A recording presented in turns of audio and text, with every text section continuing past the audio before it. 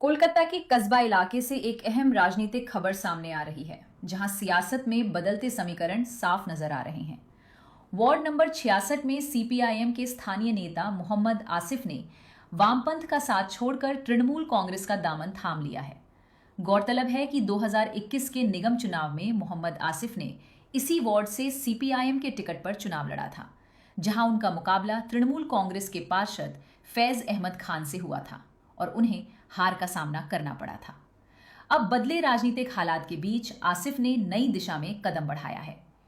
कस्बा विधानसभा के तृणमूल कांग्रेस के उम्मीदवार जावेद अहमद खान की मौजूदगी में साथ ही वार्ड 66 के पार्षद फैज अहमद खान के साथ मोहम्मद आसिफ ने आधिकारिक तौर पर पार्टी की सदस्यता ली।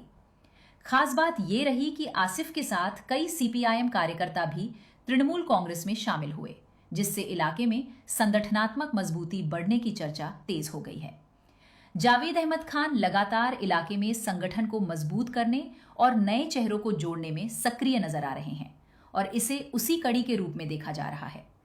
पार्टी में शामिल होने के बाद मोहम्मद आसिफ ने कहा कि वे राज्य सरकार के काम और तृणमूल की नीतियों से प्रभावित होकर ये फैसला ले रहे हैं और अब इलाके के विकास के लिए मिलकर काम करना चाहते हैं। इस दलबदल के बाद कस्बा की राजनीति में हलचल तेज हो गई है और तृणमूल कांग्रेस को स्थानीय स्तर पर और मजबूती मिलती हुई नजर आ रही है।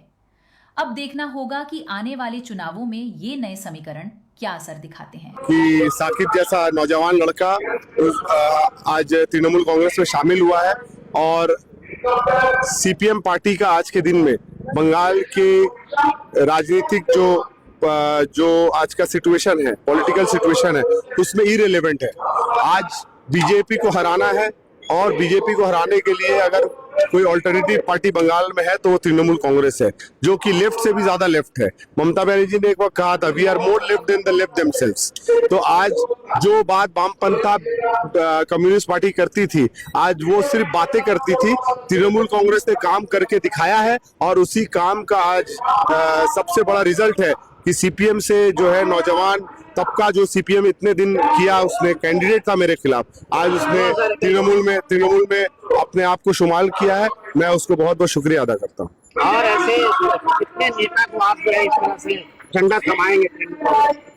देखिए, कोई नेता अगर किसी दल से आता है तो अपने आप में बहुत होनहार होता है और उसकी अपनी बहुत मेहनत होती है और बहुत मुशक्कत करके वो उस जगह पहुंचता है। तो कोई किसी को जबरदस्ती ला दे किसी दल में, ये सिर्फ बीजेपी पार्टी कर सकती है, क्योंकि उनके पास ईडी है, उनके पास सीबीआई है और उनके पास मोदी जी का चूरन वाला नोट है। तो हम लोग नोट और ईडी सीबीआई नहीं करते हैं। हम लोग लोगों को मोहब्बत के जरिए, काम के जरिए और उनका फ्यूचर अपना इस पार्टी में मेहनत के जरिए और कितना उजागर हो सकता है, इसके लिए हम लोग पार्टी में शामिल हैं। योगी आदित्यनाथ आकर कह के गया है कि मेरा सरकार बनने दीजिए, यूपी बना देंगे और उर्दू को खत्म कर देंगे। कल ही तो योगी आदित्यनाथ के राज्य में लेबर का प्रोटेस्ट हुआ और पूरा नोएडा को जो है छावनी बना दिया।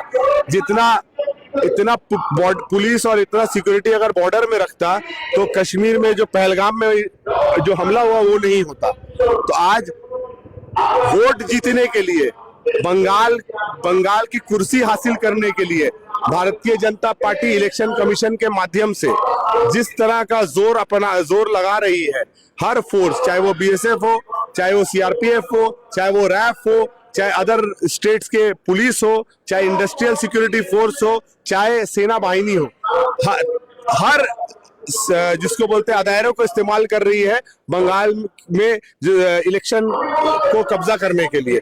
लेकिन इतना फोर्स अगर बॉर्डर में लगाती तो शायद ना पुलवामा होता ना पहलगाम होता।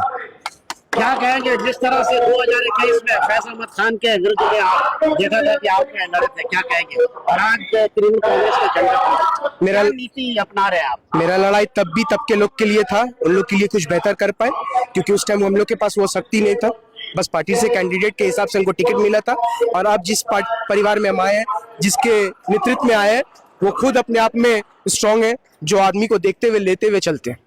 आज मैंने देखा कि हजारों के तादाद में साक्षी मान का झंडा थमा जी और हजारों दवा है इस बात जी। तो कितना फख्र महसूस कर रहे हैं आप? फख्र इसलिए महसूस कर रहे हैं क्योंकि तृणमूल कांग्रेस एक ऐसा परिवार है, आपको कहीं निराश नहीं होने देगा। कहीं भी मुसीबत है वहां पर खड़ा हो रहा है।